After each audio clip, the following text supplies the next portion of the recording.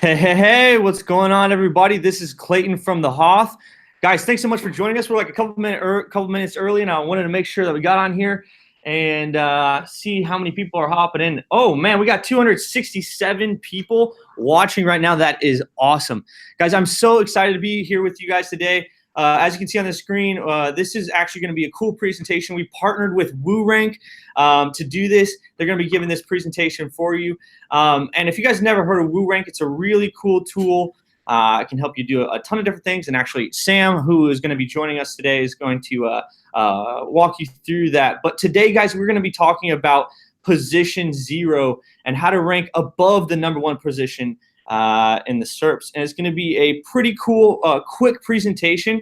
It's kind of crazy how like Google is going, and you can see, exactly, what's happening in the search engines. There's kind of like a big movement, and we're going to be covering all that today. So guys, again, we're going to be starting here in just a couple minutes. For everybody that is joining on, I see we got, over 100 people live right now, which is awesome. 172, that's great. All right, guys, we're going to be starting here in just a few minutes. If you guys have your cell phones up or you have other tabs open, I would suggest that you guys close that stuff down right now, because we're going to be whipping through these slides pretty quick. We have a lot of information to cover in a very short period of time, and so we want to make sure that you get the full learning out of this, the full experience out of it. And if you guys have never been to any of the Hoth webinars before, you'll want to know that you're probably wondering, now, is this going to be valuable? Is this going to be a big pitch fest?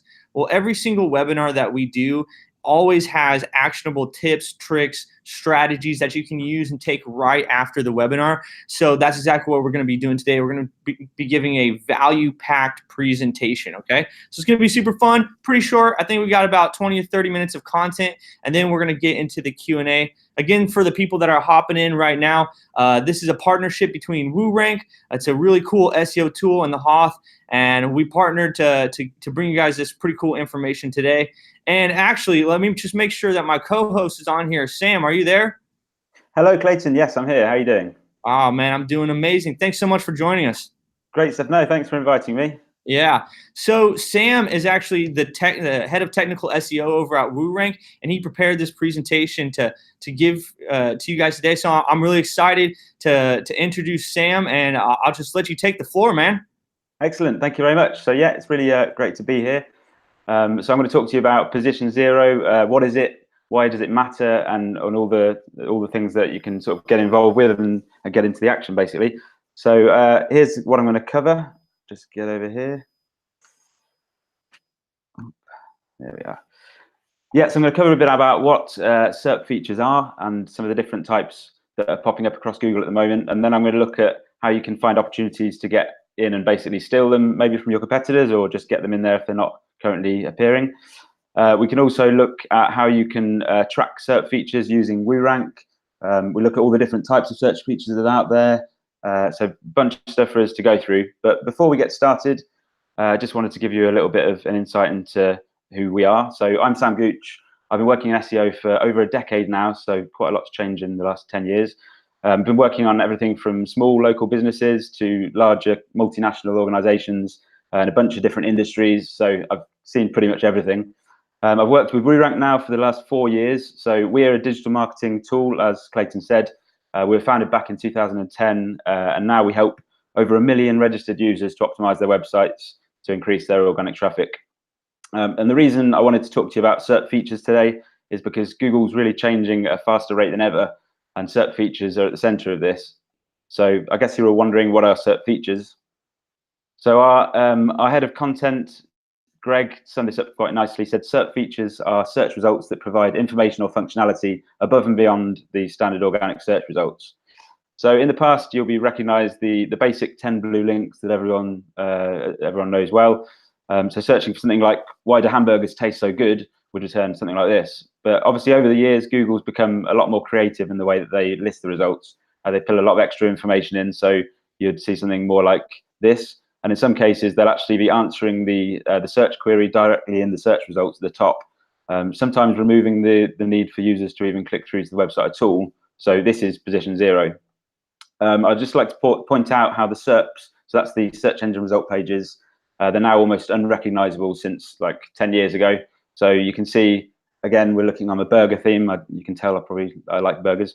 So, 10 years ago, we'd have seen this kind of 10 blue links in there, but nowadays we're getting lots more information. So we're getting images in there, you're getting local results, you're getting information about the calories of a burger, the ingredients, and all that kind of stuff. So a lot's changed. So this is a real game changer for SEO. It's not just these days. It's not just about getting into the top 10 results, but it's also about making your site visible across all of Google's SERP features. So you probably recognize these kind of guys. So we've got the SERP snippets, so also known as rich snippets. These give extra information to enrich the normal blue links that we're familiar with. So here you can see an example of how we've got the review stars being pulled in for a product. We can also show how you've got a recipe, and we've got some an image of the recipe, some details about the cooking time, the calories involved, and that kind of stuff. And then we've got some event information as well. So if you've got an event, you can mark up your page to include dates, locations, and links through to the landing page and all that kind of stuff. So I've included a bit.ly link in there that can take you through to Google Guides that will help you to work on these kind of snippets if you're interested. So we then have results that answer users' queries at the top of the results without them having to actually link to the page. So these are often pulled from Google partners. So it's quite unlikely that you'd actually get in there, but it's useful to know and understand what keywords trigger these, because they could affect the kind of keywords that you want to prioritize in your keyword research. So I'm going to run through some of them here. We've got calculations, weight conversions, we've got currency conversions, directions, translations, we've got weather forecasts, and loads more. But before I fry all of your brains, we can move on to the reason that you're all here, and that's obviously how to get into ranking for position 0. Now, new SERP features are appearing all of the time on Google, so there's a ton of different features you can go after. The problem is it would take me forever to try and explain all of these to you, so I've decided I'm going to focus on the position 0 featured snippets for this talk to help you build not only brand awareness, but you can also siphon off some of that traffic from your competitors. So I want to show you an example of a paragraph snippet. So this is WooRank. We're obviously linking. We've got the paragraph in there, an image pulled from WooRank for the term link juice. There's another one here that shows a list featured snippets, a different type of featured snippet where you get the listed items in there. So step 1, step 2, step 3. And then finally, this isn't a WooRank one, but the price of cheese. It pulls in extra information in a kind of table format that helps the user digest that properly. So the great thing about these results is that they're still relatively under optimized, particularly in the less competitive industries. So definitely worth going after. But how can you find opportunities for featured snippets? So the first place that you should check is for low-hanging fruit. So I would check keywords that you already rank highly for that are likely to trigger these kind of featured snippets. So the best place to turn for this is Google Search Console. If you don't have a Google Search Console account, then you definitely should have one. So I'd get over and create one as soon as possible. You just go to search.google.com/search console and set one of these up. But if you've got an account, you can head over to the results, search results report. And then if you click on filter data by queries that contain your question words, so these will be words like who, what, when, where, or how. And then you can filter by creating the new. If you click on create new, you can get the query in there, and then you just add the term that you're going after. So in this case, I'm looking for any terms in my results that have got the term how in there. So this is going to pull out a load of, well, actually, also you'd want to check out pages that are ranking in position 11 or lower, and that means that they're going to be on page 1. So worth checking out, because actually only you have to be on page 1 to be able to appear in one of these featured snippets. So this will show you all of those. So now you can see your list of keywords coming through. You can repeat the exercise for your who, when, why, where kind of terms as well, and you can just get a nice list of keywords that you can go after. If you order them by impressions as well, you can start deciding which ones you want to target. And then once you've got all of the keywords you're looking for, so why is there as well, you can go over to your favorite keyword tracking tool. So you've got to make sure that you've got SERP tracking within the keyword tool that you're using. So this is an example with WooRank. We have a SERP feature tracking tool in there as well. So this will show whether you've got the SERP feature. So you can see an example there at the bottom. What is link juice? We've got the SERP feature, but also if the SERP features appear we show you exactly which ones appear, and then you can decide which ones you want to go after. And if, just quickly say also, if there is actually already an answer box in there, you can easily just go to that one, find out who's ranking for it, see what the content is, and then just make sure that you can do a better job of it yourself. And then if there is no answer box in there already, then it's obviously like a question intent keyword, then you can just go in there and it's yours for the taking, basically. So I just wanted to add that in this example here, we can see at the top there, what is a web crawler? So this is a really nice keyword that I'd want to go after because it's got decent search volume, so 880 estimated searches every month. We already rank in the top 10 results for it, so it's eligible for the featured snippet.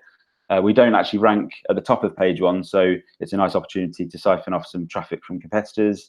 And it doesn't actually trigger a featured snippet currently, so it's clearly a question, so it's one that deserves a spot, one that I'd definitely go after.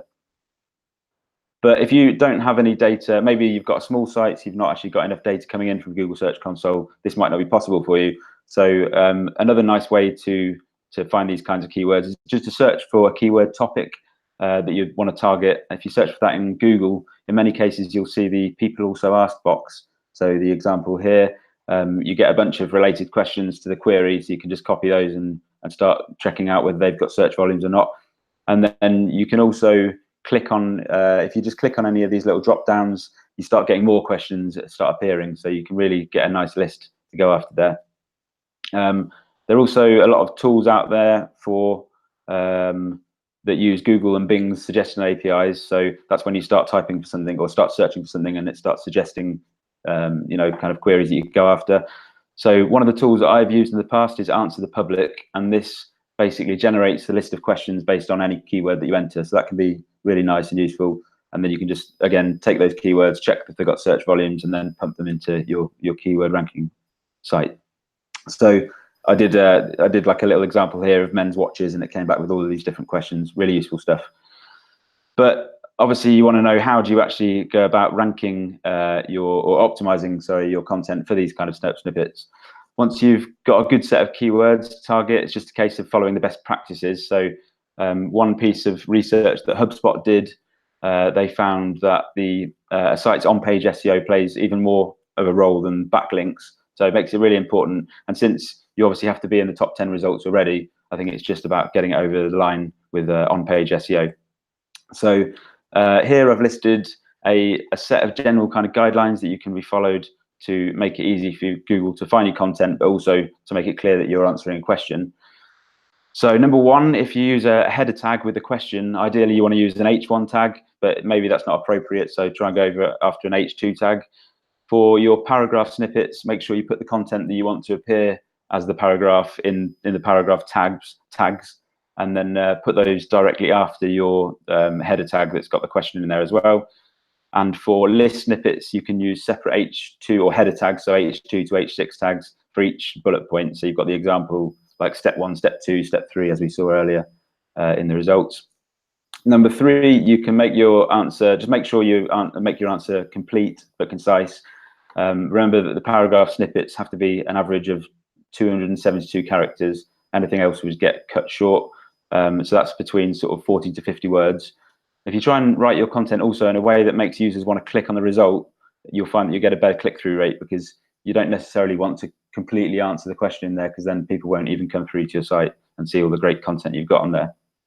Number 4, this is a good one. So I would answer similar kind of supporting questions later on in your content as well. So you can actually, you may have identified groups of very similar questions when you were looking through Google Search Console or the other tools you were using. So in this case, for the web crawler one, we found that what is a web crawler was the term we were going after, but there are other people searching for what is web crawling, what is a crawler, and how does a web crawler work. So these could be sort of subsections that we could answer in there as well. And then doing this, it could help you also to claim the featured snippets for these other queries. So that's an added bonus, because obviously Google's already seeing you as relevant, since that they're kind of ranking you for these pages. Number 5, I'd consider using structured data markup for your lists and tables. So featured snippets don't necessarily rely on structured data, but anything you can do to help give Google extra context to understand your content would be good practice. Moving on to number 6, if you make sure that you write your content very logically, so when it comes to lists, you want to follow the flow and the logical structure, and then with your paragraphs, make sure they're not too convoluted, and then don't just try and stick all your keywords in there naturally, because Google doesn't fall for that kind of stuff anymore. So make sure it reads naturally and it's got a nice flow to it. Number 7, make sure you add high quality images to these pages that you're trying to get into the search snippets, because sometimes these images, as you saw with the example I gave with the link juice, sometimes they pull these images in. So you want to make sure they're high quality images. And also, having these kind of snippets up there, if people see them as a good answer, they might link to you when they're trying to understand what something is. When they're writing a piece of content, they might source you and start linking to you as well. So it's a great way to build links. And then number 8, if your web page already has the featured snippet, you can check out what you're up against. If there's already a featured snippet for the term that you're trying to go after, you can easily just go in there, find out what the content is, and then just make sure you do a much better job than they're doing of answering that question. So moving on, I've added a little bonus slide in here just to cover some of the other SERP features, or one other SERP feature in particular that can help you with brand searches. So first up, we've got the site links. So as you can see there in the red box, these are direct links that point to your top pages. So they help to take up extra real estate within the search result and make sure you really take up all of the space in there. They also help your users obviously to click through to a page that they're potentially looking for and save them having to go through your website an extra click. So I want you all to check after this webinar, obviously, just make sure that you check that you've got your site links in there for when you do a brand search. If you don't see them, then it's possible that there's an issue with your site structure, or it may be that Google doesn't see your other pages as relevant enough. So it's sort of alarm bells maybe ringing then. Unfortunately, though, the webmaster has no control over which of the links appear, because well, they used to actually allow you to do it. Maybe they will again in the future, but for now it's all done algorithmically. So the best thing you can do is just make sure you've got a good site structure. So that's make sure you've got your top pages in your navigation, and then Google should be able to understand which ones are important to you. We've also got this new search bar. I'm not sure, you may not have seen this yet, but this is where you can use structured data actually to pull in a search box from your site. So you have to have, well, if you've got the search box on your site, you can pull that in there. And then if somebody does a search from the search results, it'll take them to your search page with the listed results. If you don't actually have a search bar in there, you can still have it added, but it'll just use Google to do the search for you.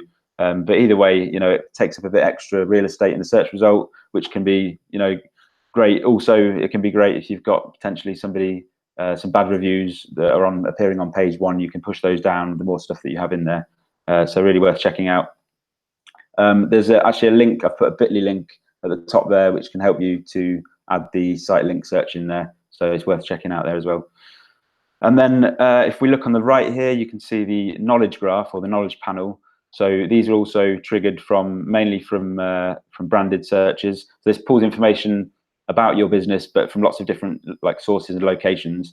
And then it can also include links to your site, links to your social media, details. It could pull stuff in from the local results, so it could show details about when you're open or your address, anything you really want to see in there. Actually, Google recently started allowing you to claim the knowledge panel for yourself. So you have to go through a verification in there, but it's definitely worth doing because it means that you can have a bit more control over what's included in that, and then make sure it's filled out fully to get the most out of it as you can. Yeah, obviously you can see that's the picture there of the claim your knowledge panel. And then finally, you want to track your featured snippets. So you'll obviously want to keep an eye on those that you have. You can go in through and do this manually. So if you open an incognito window, you can obviously start searching for the question that you're going after, and then just check to see if your site appears, and then which of the other SERP features appear as well. But as I mentioned earlier, WooRank's tool, we have a keyword tool, so it allows you to track your keywords, and then it provides details of all your SERP features in there as well that are triggered for each of the keywords. So you can add competitors alongside this as well if you want, and then you can track to see if they've got the SERP feature, and then obviously if you want to try and steal that from them, you can watch that happen. So it's just a nice way to keep track of all those that you've got. It's a new feature for us as well, so we're really excited to get it out there. And then clicking on any of your keywords as well, it brings you through to your position history. so you can check against your competitors, and then you can also check the first page SERP in there as well and see all the SERP features that appear. So it can be really useful stuff.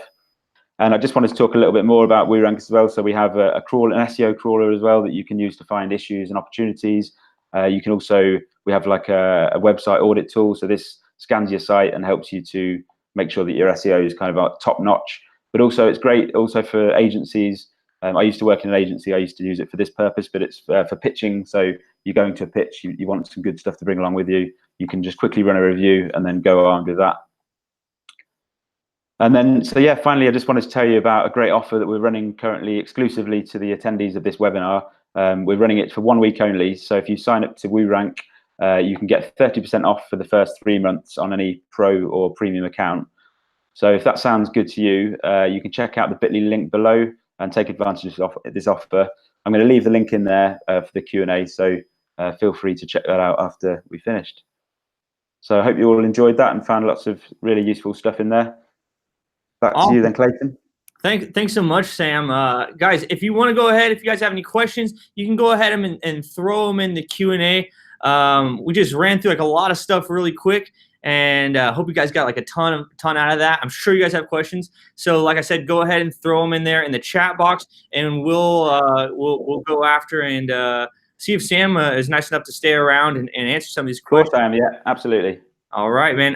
We actually had a few during the presentation, so I'm just going to go through those now as more questions roll in. A few people are asking about the slides on this. There's quite a bit that we went through. Would it be possible if I send out the slides to all the attendees after this? Yeah, please do. That's a great idea. Okay, awesome. So guys, if you registered for this, I'm going to send out both the replay and all the slides for this. So if you guys want to, go through Webmaster Tools and do the little tutorial that he talked about, you'll be able to just do it step by step in the slides. So, okay, next one.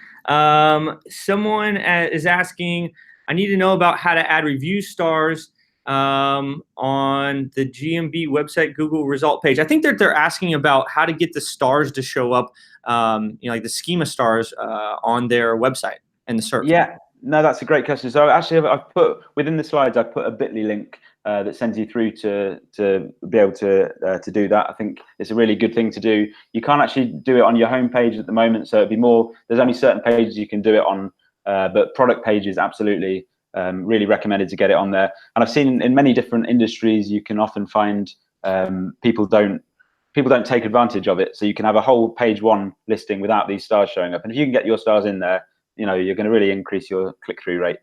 Yeah, I love having the review stars. We actually have them on our website. We use a software, and it allows us to collect like real reviews from our clients, and then we're able to display those reviews on our pages, and they show up in the search results as those star ratings, and that that makes us look really good. I love it. It just makes you like stand out. So if you guys look at the webinar and you follow that link that he mentioned in here, when you get the slides, you guys will be able to check that out for yourself. All right, cool. Next question said, is this technique good for local SEO as well? Example, doctors, lawyers. Absolutely, yeah. So local SEO. There's a massive opportunity in local SEO, and I've spoken to so many businesses and told them to get on that, because you're not competing against the whole country or the whole state. You're competing just about with the companies around you. So you can definitely get the stars in there. Google My Business is the first place to go. So obviously enter as much information in Google My Business as you can, because that's what shows up in the map when people search for you, and then make sure that your information or all the details you've got are very consistent between your website and your Google My Business page. So it's even down to just having the address appear exactly as it does on your website, the hours, your opening hours, make sure that the domain you've got in there, it matches and all that stuff. Just keeping it up to date is really important. Awesome. Let's see what we got next. One sec. Next question is, they're asking like if there's no featured, let's say someone searches a keyword and there's no featured snippet right now. Does that mean that there's no chance in never getting a featured snippet, or how does that work? Yeah, well, that kind of depends. I mean, it depends on whether the query you're using is kind of a question or not. But often, it may be that they've just not found a good enough answer. or any piece of content that's written around that question. If it's just a keyword, just a sort of a single word keyword, then it may be that it just isn't relevant to have that kind of SERP feature at the moment. Google does change the rules quite a bit, so it may be that they, it might be worth going after anyway, because at some point they might decide that it is relevant and they will list it. Yeah, exactly, man. And I would say that, most searches are not short tail. So if you go and you have a keyword in mind and you just search that keyword, you have to realize that the vast majority of people are not just typing in that keyword. Most people are typing in longer, long tail variations with that keyword involved. And I think one of the most impactful tools or slides that you had was when you showed off a tool called Answer the Public, where you can actually go put whatever your keyword you're thinking and go see all the questions surrounding that. And a lot of times when there are questions, that people are typing in, a lot of times if someone has explicitly answered that question, they'll pull that up to the top as a featured snippet. So just because you type in your root keyword and there might not be a featured snippet for that specifically, just that root keyword, there's probably a lot of variations of that or questions around that keyword that are pulling up these rich snippets. So a great way is to use that Answer the Public tool, or think about the questions that people are asking and then try to directly answer those questions in your content. And a lot of times there's a good chance you could actually get a featured snippet for that. Would you say that's true, Sam? Yeah, I think that's definitely a good idea. And it goes back to what I was saying earlier about, with Answer the Public, you can just put a single keyword in there, which may be kind of the primary keyword that you're going after. So in that example I gave, it was men's watches, and then you just get a ton of different questions out there. You can take those questions, and then if you put them through, you can put them into WooRank and get the volumes. You can use Google Keyword Planner if you're paying for paid ads, and get some keyword volumes through that way as well. So you can understand which ones are really worth going after. Yeah, I like it. Like what we've been trying is we've been writing content with questions as the H tags, and just trying to really directly match that. Seems like Google's really pulling up a lot of that kind of stuff, so that tends to help. Let's see here. We got a question. You talked a little bit about site links. Someone asked, how do I get rid of old site links? That's the problem. You can't actually get rid of them. So it used to be that you could go into your Google Search Console and then just highlight any that you didn't want to appear. But now Google's removed that functionality. So you just have to go with what they've got.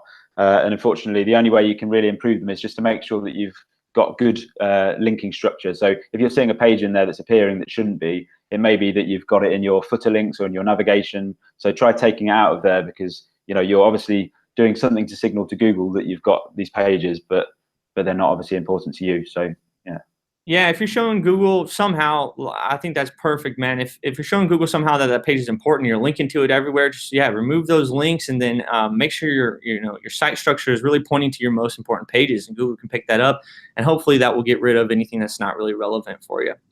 All right, let's see. Someone's asking, I was wondering how you get to the view or the data you showed in console. It said, I don't see a Google search under performance. I don't know if you remember, Sam, or if you could talk through how to find the data. Yes, I think it was under, so you just go into your, you don't actually have to go into any report to begin with. You just go to your dashboard and make sure that you're logged into the new version of Google Search Console. So if you're not logged into the new version, you'll know, because there'll be a button at the top that says use the new version. And once you're in there, you should be able to see a report, and I think it was called Search Results. And then you just click on that, and then I tell you what though, if you look back through the slides again once Clayton sends them out, hopefully it'll be clear to you. Okay, cool. Someone's asking, does this work with e-commerce or Shopify or Squarespace? Yeah, definitely. Yeah, I mean, it works on any CMS. Yeah, so basically, I mean, Google treats every website the same. As long as you're doing a good job of answering a question, there's no reason why you wouldn't be able to appear. Cool. Yeah, I agree with that. I mean, essentially, it doesn't really matter as long as it's an indexable page. You can use that to rank in the SERP features or put on schema stars, all that kind of stuff. And in particular, if you're on Shopify, I mean, I think implementing schema to do product ratings would be a great idea. Yeah. Let's see here. See if we got any more good questions. Hey, Sam, have you ever used the data highlighter in Search Console? I haven't, but I believe that was, I think that was quite an old feature from the old Google Search Console. Yeah. All right. So yeah, not something I think they meant to bring that out, and then it never really took off. Okay, cool. We'll see if I have any more questions in here. Dave, did you see any more good questions in here? Let's see. I'm just looking through right now to see if we make sure we answered everybody, Sam. Check the tool. Let's see here. Okay. I think that we got most of the questions. Let's see. Okay, cool. I'm not seeing any other crazy questions come in here. Okay, I've just wanted to add something. I've done something stupid. I've just realised it when I put this slide up. But the actual normal price would be $59.99 and $179.99. So if you're going to sign up, you'll probably see a slightly different price, and that's why. I really apologise about that. But there we go. Yeah, great. So yeah, guys, if you want to hop in on this offer, you said this is a limited time thing as a thank you for people coming to this webinar. So how long is it available for? It's just 1 week only, and obviously if you're going to send the slides out as well, they'll have the link, and we'll also update the pricing on that link as well, so you can see what you're going to get. Cool, man. I actually had somebody had one more question before we get out of here. Let's see, where it was. It just disappeared. Someone was asking about how to add a sitemap to Robots Txt. Okay. A little bit off topic, but just for the love. So how to add a sitemap to Robots.txt. So basically, all you're doing is you're just directing users or directing robots to your sitemap. So all you need to do is go into your robots.txt file, edit it. So depending on the CMS, it'll be very different. And then you just put sitemap : and then the location of your sitemap. If you search on Google, there'll be plenty of articles out there to do that as well. But that's a quick answer for you. Yeah, man. It sounds like we need the next webinar should be a Google Search Console walkthrough. Yeah, absolutely. Well, I mean, it's a great tool, and they keep adding more and more tools to it. So really, really worth getting on that and checking it out. Yeah, actually, I think it's like maybe one of the most underutilized tools that that's out there, and plus it's free. Exactly. Yeah. I mean, Google had a recent Google I/O conference last week, and they were really promoting it and talking about they've got new stuff coming up, and they're really giving a lot of really good information. So definitely get in there for that. Yeah, guys, if you don't have Search Console installed, I would definitely install it now. It's got a ton of cool things that you're going to learn a ton about your site, and you can actually see how Google is viewing your site. Exactly, yeah. Plus, when I send out the slides, you guys will have that installed, so you can go through here and take advantage of all this cool information that Sam showed with us today. All right, let's see. Hey, can you talk about what the offer actually includes? Somebody's actually asking about that. Yeah, so basically, you get your first 2 weeks. You get a free 2-week trial, and then once you've got your account, you'll be able to create projects. So it depends. If you start with a pro account, you can have one project, which is one website, and you can basically track and monitor everything from, well, first we do like an SEO audit of your site, so you can check through and make sure that everything is as it should be SEO-wise. Then you can set up the keywords, so you can start tracking keywords. We can help you to suggest the keywords you should be tracking, and then you can start keeping an eye on those over time, so you know whether you've increased or decreased. We also crawl your whole website, so you've got a crawler in there, and we've got loads of great tools and tips and stuff on how you can improve things. And then if you go for a premium package, then that allows you to work on 5 different websites. And then if you want to just lose one website and add a new one at any point, you can do easily, so you can shuffle around with those. So yeah, useful tool. Yeah, and then you said that they actually get a free trial as well, right? Yeah, I'm pretty sure that with this offer you'll get a free trial as well. So you get the first 2 weeks free, and then obviously you can decide whether you want to stick around or not. Cool, that's awesome. So guys, if you want to go to bit.ly/WooRankHoth, you guys will be able to hop in on this special offer just for people here as a way of saying thanks for joining us today. And like Sam said, there's a free trial, and then if you guys want to decide to continue, you guys get a pretty nice discount off of it. So I love WooRank. I think it's a great tool, and if you guys want to check it out, I think this is a great chance to hop in and play around with it. All right, guys, thank you so much for joining us. Sam, you got anything else to say before we hop off this thing? No, but really enjoyed it, guys, and thanks again, and I'll come back anytime. Awesome. Thanks again for joining us, Sam. Thanks so much for sharing this information with us. Guys, for everybody that's on this, thanks so much for all your questions. Hopefully we answered the vast majority of them. If you do have any more questions, we got people at the Hoth that are always here to help you out with your SEO. And if you attended this webinar, we're going to be sending out the replay and all of the slides so you guys can take advantage of this information. All right, guys, thank you so much for joining us, and we will see you on the next one. Cheers. Cheers.